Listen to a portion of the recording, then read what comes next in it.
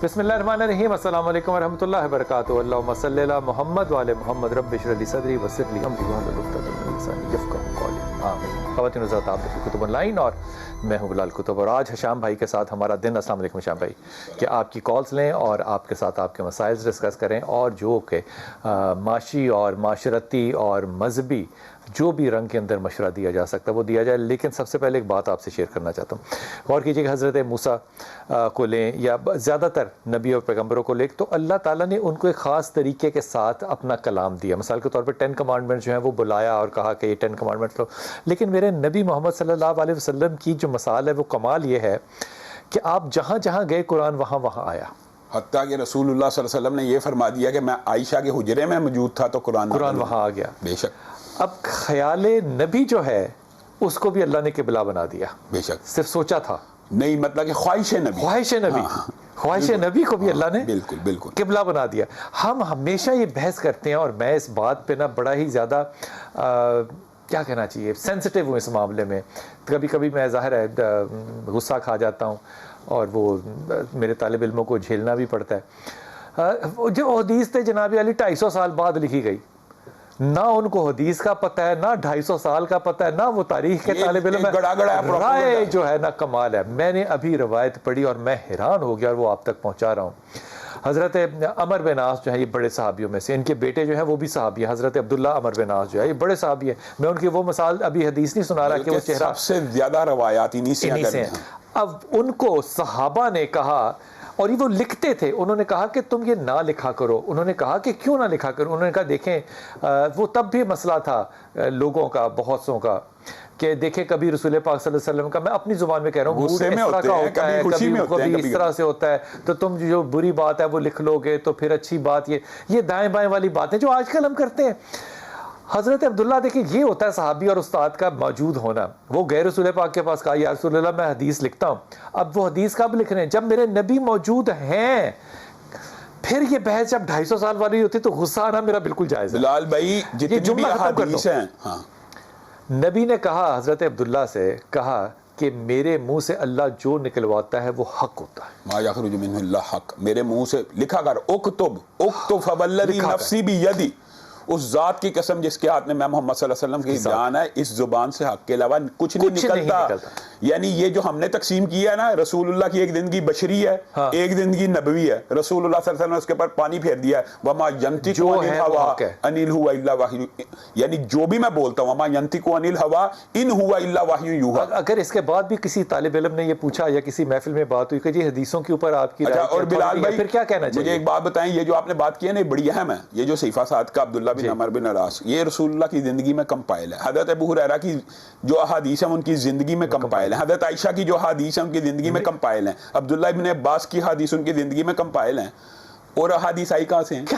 انہی سے ہی ہے نا. پتہ یہ لوگ کیا کہہ رہے ہیں؟ یہ جو لوگ ہمارے پڑھے لکھے لوگ جو سیکولر دماغ ہے نا، یہ ہمیں کہنا کیا چاہ رہے ہیں کہ آپ کے معاذ اللہ نبی جو ہیں وہ اتنے ہی قابل ہیں کہ 200 سال تک مسلمان امت سوچے ہی نہ کہ ہم نے ان کو ریکارڈ کرنا ہے. اندازہ کریں مطلب کمال. ویسے بھی بلال بھائی یہ تو عقل اور منطق کے علاوہ قرآنی احکامات کے خلاف بات پتہ کیوں ہے؟ رسول اللہ صلی اللہ علیہ وسلم کی زندگی آپ کے میرے لیے نمونہ اللہ نے قرآن پاک میں کہا ہے، تو نمونہ سیف نہیں. اب ایک بات عام فہم بات ہے. اور میں اس بات کو ایک جملہ آگے کہہ دوں. بہت سے ایسے ہمارے لوگ ہیں جو کہ قرآن کے حافظ ہیں، الحمدللہ ایسے ہیں. لیکن کیا اس بات کو ہم کم نہیں کرتے کہ ہمارے یہاں بہت سے ایسے علماء بھی ہیں جو حدیث کے حافظ ہیں؟ بخاری شریف کے حافظ الحمدللہ موجود ہیں مدارس میں، پوری بخاری شریف، اور بخاری شریف وغیرہ کا حفظ ایک لحاظ سے زیادہ مشکل پتہ کیوں ہے؟ اس کے اندر سند بھی یاد کرنی پڑتی ہے. اور یہ جو میرے طالب علم ہیں، میرے جو بچے ہیں جو کہ اس پہ اعتراض کرتے ہیں، وہ ذرا تھوڑا سا اس کے اوپر غور کر کے پھر اعتراض کو اٹھایا کریں. جب تک قابلیت نہ ہو سوال آپ کا حق نہیں ہوتا. سوال اس طالب علم کا حق ہے جس نے اپنا ہوم ورک پورا کیا ہوتا ہے. جی السلام علیکم بیٹا. مزمل بیٹا. وعلیکم السلام. جی مزمل. سر میرے 2 مسئلے میں نے اپنے دونوں بھائیوں کے بارے میں پوچھنا ہے. جی. ایک ہے محمد عمر، سر وہ اپنا کام شروع کرنا چاہتا ہے سلور کا. کس کا؟ سلور کا. اور دوسرا میرا بھائی ہے محمد عبداللہ. سر ہم نے نا وہ FSC انجینئرنگ کر رہا ہے، لیکن وہ ہمیں کوئی خاص ریزلٹ نہیں دے رہا اور وہ کام نہیں کرتا. اچھا فرسٹ ایئر کر لیا اس نے؟ پڑھو تو کہتا ہے کالج پڑھ کے آیا ہوں میں. فرسٹ ایئر کر لیا اس نے؟ جی فرسٹ ایئر کر لیا. کتنے نمبر لیے اس نے فرسٹ ایئر میں؟ مارکس کے 174 آؤٹ آف 500. تھوڑے ہیں نا, اس کو پب جی جو ہے یہ نظر آ رہا ہے نا 174 پہ. جی ہاں تو 174 کے ساتھ تو انجینئرنگ کرنا مشکل ہوگا نا. جی ہم نے اسے کہا تو کہتا ہے میں نے کالج میں پتہ کیا تو وہ دوبارہ پیپر لیں گے تو میں دوبارہ پیپر دے کے تو آگے چلا جاؤں گا. اچھا لمبا ہی پلان ہے, یعنی کہ کمال ہے, کمال ہے, ویری گڈ, ویری انٹیلیجنٹ. ہمارا ویسے ایک دوست ہوتا ہے, جب میں F S C pre medical کر رہا, اس نے 3 دفعہ ایف ایس سی ریپیٹ کر کے بالآخر ڈاکٹر بن گیا. ماشاء اللہ تعالیٰ, اس پہ بدگمانی نہ کرو, پڑھ لے گا وہ. سب ایگزام نہیں دیتے تھے یا کبھی کبھی ایسا ہو جاتا تھا کہ وہ فیل ہو گئے, تو وہ ماں کہتی تھی کہ تم فیل کیوں ہوئے ہو, تو میرا بھائی جو ہے عباس جو ہے وہ آ کے میری ماں کو آرگومنٹ ہی دیتا تھا, کہتا تھا امی دیکھیں وہ جو کلرک ہیں وہ ہماری فیسوں پر ہے نا, آ کے تو ہم فیسیں نہیں دیں گے. میری ماں صدقے واری چلی جاتی تھی, اور یہ انٹیلیجنٹ لوگ ہیں, آج وہ بھی ڈاکٹر ہے اور وہ ڈاکٹروں کا استاد ہے. سو فکر نہ کرو, کر لے گا انشاءاللہ. تھوڑا سا کنٹرول کرو. اس عمر کے اندر میرے خیال میں جو فون ہے وہ اس کی دست درازی میں نہیں ہونا چاہیے. لال بھائی یہ بڑا مسئلہ ہے, یہ فون اگر بچوں کے ہاتھوں نے پڑھائی کو, یہ ایک 174 نمبر یہ گورنمنٹ نے پاس کیا ہے, یہ تو پاسنگ مارکس بھی نہیں ہے. یہ اس پہ اوپر بڑی توجہ کرو. لیکن جو بھائی عمر ہے اس سے کہو کہ وہ کوئی اور چیز سوچے, کیونکہ عمر بنیادی طور پہ کاروباری آدمی ہے نہیں. کاروبار کرنا چاہتا ہے, یہ اچھی بات ہے, محنتی ہے ہاں بالکل, لیکن بزنس مین نہیں ہے. اس لیے اسے کہو کہ وہ کوئی اور ایسا کام لے جو کہ زیادہ وائلڈلی سپریڈ ہو. مثال کے طور پہ فوڈ کا کام کرے, اجناس کا کام کرے, زمینوں کا کام کرے, کنسٹرکشن کا کام کرے, ایسا کام کرے. ہاں جی, میرے اصل میں آپ سے 2 کوشچنز ہیں, آپ نے ان کا مجھے کچھ رہنمائی فرمائیں.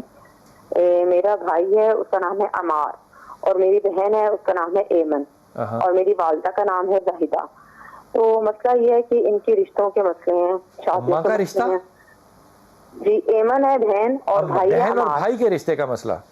جی جی ہاں, بہن کا نام ایمن ہے اور بھائی کا نام عمار ہے اور والدہ کا نام زاہدہ ہے. ایمن کی کتنی عمر ہے؟ ہاں جی, اس کی 27 ہے. اور بھائی کی؟ لیکن رشتوں میں بھائی کی 30 ہے. اوکے, رشتوں میں کیا مسئلہ؟ ہاں جی, یہ مسئلہ یہ ہے کہ بہن کے رشتے آتے ہیں لیکن بات نہیں بن پاتی, کہیں وہ لوگ مطلب نہیں کرتے, ہاں کر جاتے کئی دفعہ, پھر واپس بھی نہیں آتے, اور کہیں ہم فیصلہ نہیں کر پاتے, ہم سے تھوڑی سی ہو جاتی ہے کہ ہمیں سمجھ نہیں آتی. تم لوگ کیوں فیصلہ نہیں کر پاتے, مجھے یہ بتاؤ ذرا. بس کوئی نہ کوئی بیچ میں اینڈ پہ کوئی نہ کوئی والی بات نہیں, کوئی نہ کوئی والی بات نہیں, کوئی نہ کوئی بات بتاؤ. وہ کوئی اور کوئی کون سی والی بات؟ مثال کے مطلب پسند میں کوئی نہ کوئی مسئلہ آ جاتا کہ فیملی نہیں کہیں اچھی لگتی, یا کوئی کہیں کسی جگہ پہ لڑکا نہیں اچھا لگتا, اس طرح کا مطلب ایشو آتا ہے نا. اچھا, اللہ کی وہ بات کہاں گئی پھر کہ اللہ کہتا ہے ہو سکتا ہے ایک رشتہ تمہیں اچھا نہ لگتا ہو, میں نے اس کے لیے تمہارے میں اسی میں برکت ڈالی ہو. ہاں جی, صحیح کہہ رہے ہیں آپ. پھر کہاں گئی بات؟ اس لیے ان معاملات میں تھوڑی سی اپنی ترجیحات جو ہے نا ان کو اپنے لفظوں میں تم کمپرومائز کہہ سکتی ہو, کمپرومائز ہونا چاہیے, لیکن کرنا چاہیے, تاکہ پھر اللہ سے دعا کرنا چاہیے کہ اللہ تعالیٰ اس میں بہتری ڈال دے. یہ بات قرآن پاک کی یہ آیت ہے جو آپ بیان کر رہے ہیں کہ اگر ان یکونوا فقراء یغنیہم اللہ من فضلہ, اگر کسی بندے کا دین آپ کو پسند آ جائے نا, یعنی اس کے اندر شرعی عیب آپ کو کوئی نہیں لگ رہا, پھر آپ نے یہ نہیں دیکھنا یار کماتا کیا ہے یہ. ویسے بھی بلال بھائی مجھے ایک بات بتائیں کہ جو آپ نے پہلے بھی کالر سے بات کی ہے ریاض نامی, کہ یہ جو صلاحیت ہے یا استعداد ہے, کیا اس کا کمائی کے ساتھ کوئی تعلق ہے؟ قطرہ نہیں.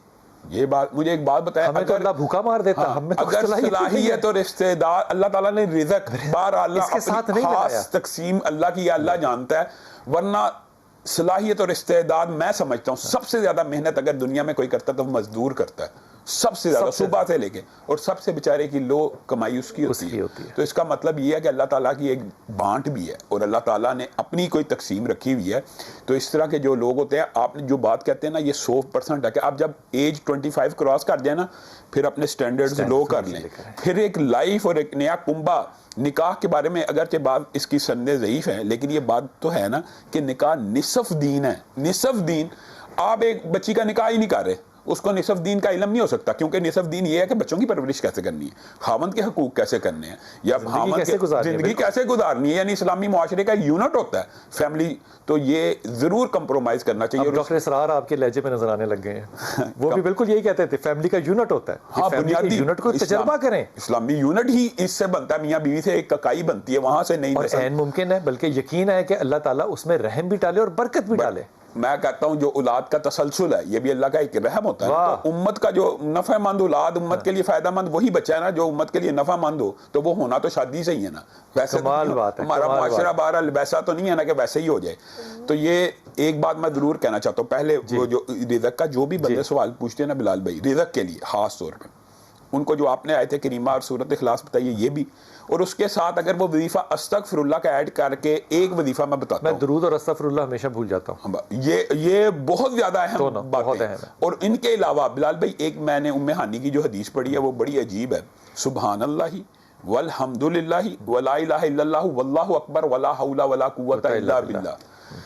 اس کتنا جامع وظیفہ ہے. 5 کی 5 چیزیں ان کے ساتھ ہیں, اور اگر ان کے ساتھ چھٹا استغفار ملا دیں گے تو سبحان اللہ کے ساتھ تو اللہ تعالیٰ ویسے ہی رزق نازل کرتا ہے, تو انشاءاللہ رزق کھل جائے. آمین. حضور ایک واقعہ آپ سے عرض کروں.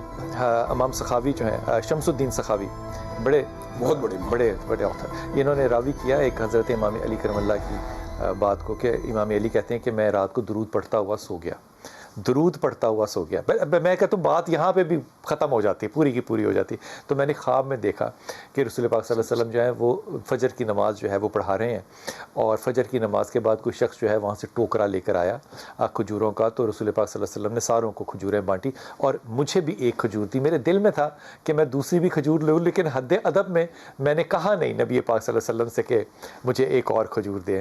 کہتے ہیں میری آنکھ کھلی اذان فجر کی سن کے, تو فجر کی اذان ہو رہی تھی, تو میں اٹھا اور میں نماز کے لیے گیا.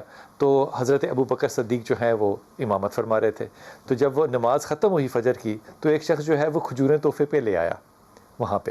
تو حضرت ابو بکر صدیق نے بانٹی. تو میں نے دل میں سوچا, امام علی کرم اللہ کہہ رہے ہیں, میں نے دل میں سوچا کہ نبی پاک سے تو خواب میں, اور وہ ایک جملہ کہتے ہیں میری لذت کھجور کی میرے منہ میں تھی.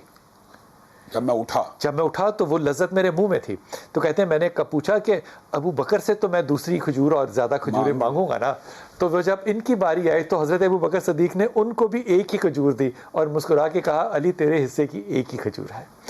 وہ جو نسبتیں ہیں.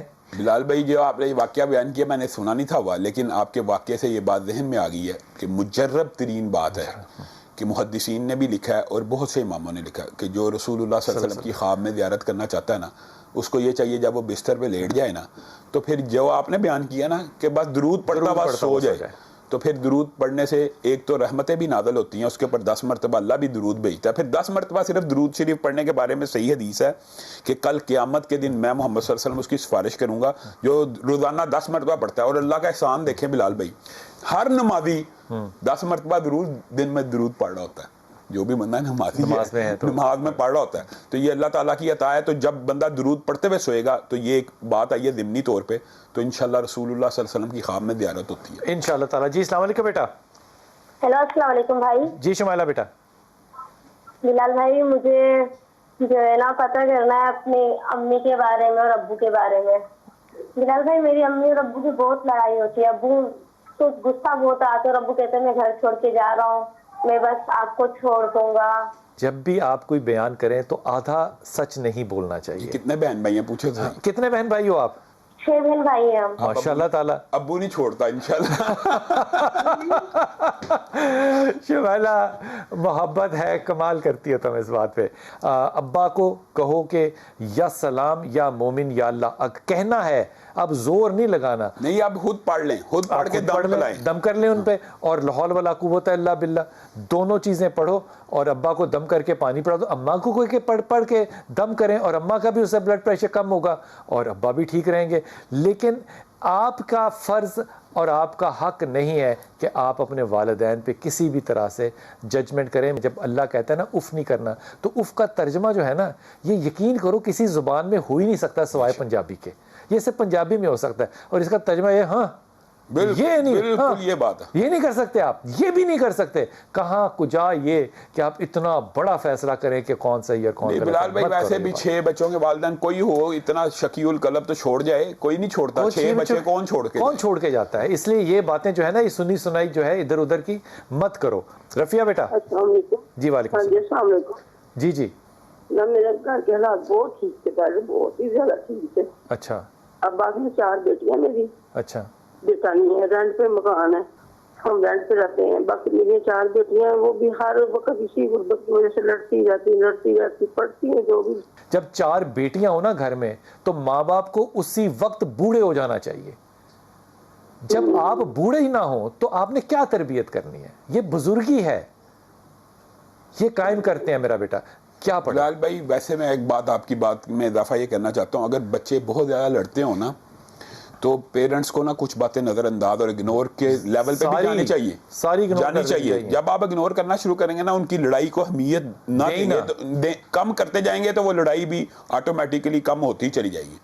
جو بہن نے یہ کہنا کہ طویل بیماری ہے, بلال بھائی جب بیماری طویل ہو جائے نا اس کے لیے قرآن پاک کی ایک بڑی مجرب آیت ہے. ایک تو ہم بتاتے ہیں سورۃ فاتحہ پڑھیں, یہ تو ہوتا ہے کہ ریپڈ ہو رہی. اگر ایک بیماری ہے کرونک ہے بڑی لمبی چل رہی ہے تو ربی انی مسنی الضر وانت ارحم الراحمین, سورۃ قمر آیت نمبر 10. یعنی یہ حضرت ایوب کی دعا ہے اور ذہن میں قدرتی آ گئی کیونکہ ان کی بیماری لمبی تھی.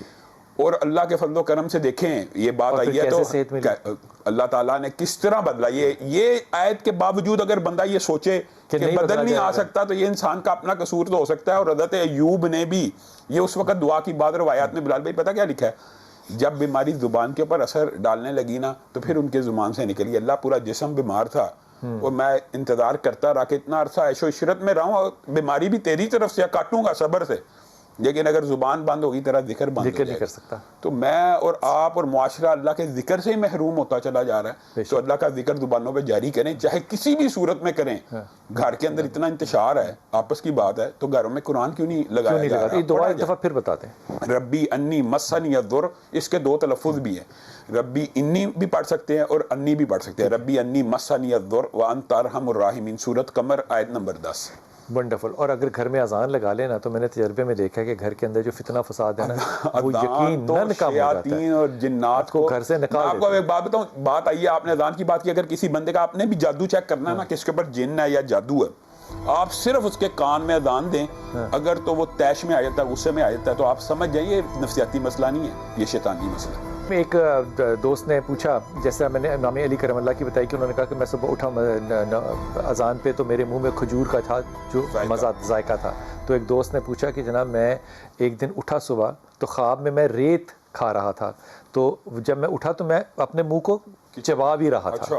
ہوتا ہے بلال بھائی, خوابوں میں کئی مرتبہ ایسی فیلنگ آئے. دیکھیں خواب میں انسان غم فیل کرتا ہے, لذت فیل کرتا ہے, رونے بھی لگ جاتا ہے. اچھا تو ویسے اللہ تعالیٰ نے دیکھیں خواب کی زندگی کی اس زندگی کے ساتھ بھی مثال دی ہے کہ یہ جو زندگی تم گزار رہے ہو نا حقیقت میں یہ بھی خواب ہی لگنا ہے تمہیں اس زندگی کو دیکھ کے. اس زندگی کی طوالت جب دیکھیں آپ ایک دم آپ کی آنکھ کھلے بلال بھائی اور پتہ لگے کہ اب 1 خرب سال تک موت نہیں, تو یہ زندگی خواب ہی لگنی ہے. بے شک. اور اس جو تفسیر امام جعفر صادق نے اور جو امام تعبیر الاولیاء میں امام ابن سیرین نے کہی, وہ کہا کہ اپنے آپ کو فضول کاموں میں مت ڈالو.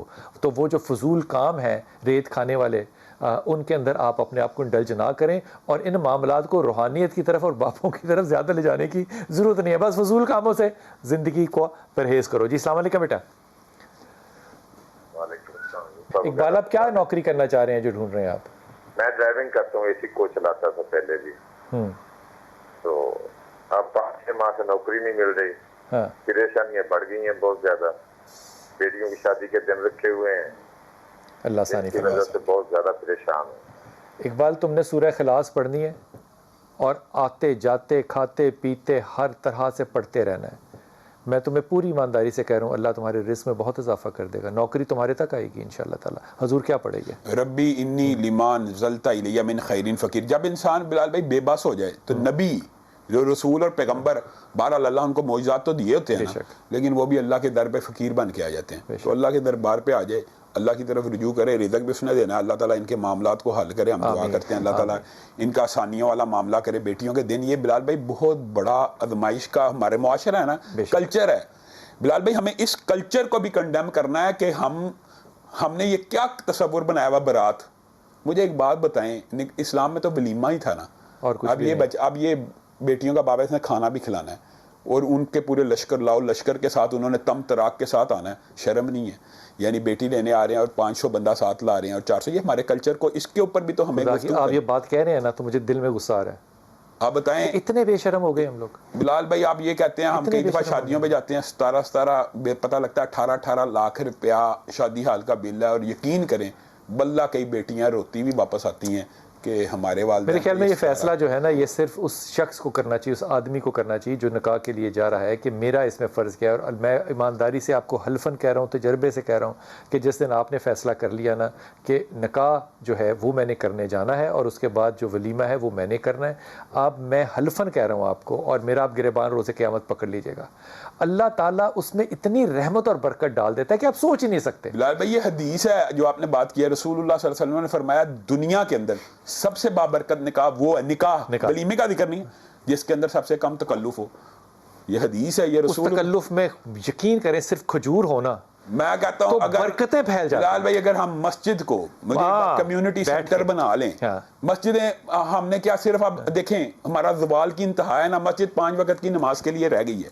اسلام میں مسجد پریزیڈنسی تھی, عدالت تھی, کمیونٹی سینٹر تھا, نکاح شادی بیاہ کی تقریبات مسجد میں, جنازہ مسجد میں, ہم نے ہر چیز ہی باہر نکال دی, وہ سب چیزیں باہر نکال دی. اور مجھے وہ سب سے اچھا جو مولوی ہے نا مسجد کا اس وقت لگتا ہے جب میں اپنی مسجد کی بات کروں, جب وہ اعلان کرتا ہے نماز سے پہلے کہ جماعت کے بعد جو ہے وہ اس بچے کا نکاح ہے, تو جو لوگ بیٹھنا چاہیں اس میں شامل ہونا چاہیں وہ ضرور ہوں. یقین کریں کہ وہ جو بیٹھ کے صبر کر کے وہ کھجور کھانے کا لطف ہے نا, اور اس کو ہاتھ میں پکڑ کے دعا مانگنے کا, اللہ تعالیٰ سب کو نصیب کرے. شوشام اگر مارنی ہے تو لڑکا ولیمے پہ مار لے, جو مارنی ہے اپنے بل بوتے پہ کر لے جو کرنا, بیٹیوں کے اوپر جا کے. السلام علیکم. جی شمسا بیٹا.